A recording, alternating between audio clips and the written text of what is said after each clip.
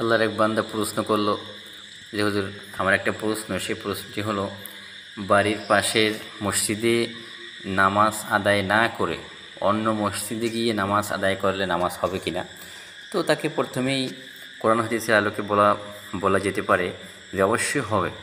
কিন্তু এখানে একটা মুখ্য বিষয় আছে, সেই বিষয়টি হলো মানুষকে যদি হিংসা করে, অবজ্ঞ করে, মানুষকে ছোট মনে করে, যদি এক মসজিদ থেকে অন্য মসজিদে যাওয়া, সেখানে অন্যভাবে নিজের ক্ষতিগ্রস্ত হতে হবে। যেমন আল্লাহ রাসূল সাল্লাল্লাহু আলাইহি ওয়াসাল্লাম বলেছেন, কোনো মানুষকে হিংসা করলে সেটা বিষয়টা এমন হয়ে দাঁড়ায় যেরকমের যত বড় শক্তিশালী কাঠ থাকুক না কেন, ছোট্ট একটি কাঠি দিয়ে আগুন দিলে তাহলে সে পুড়ে ছাই হয়ে যায়।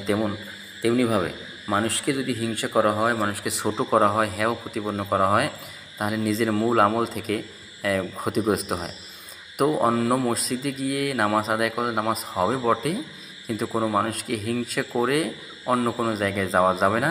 সমাজে বিশৃঙ্খলা ঘটিয়ে এক প্রতিষ্ঠান থেকে অন্য প্রতিষ্ঠানে যাওয়া, সেই কাজটি অবশ্যই করা যাবে না। এ থেকে ফিরতে হবে, বিরত থাকতে হবে।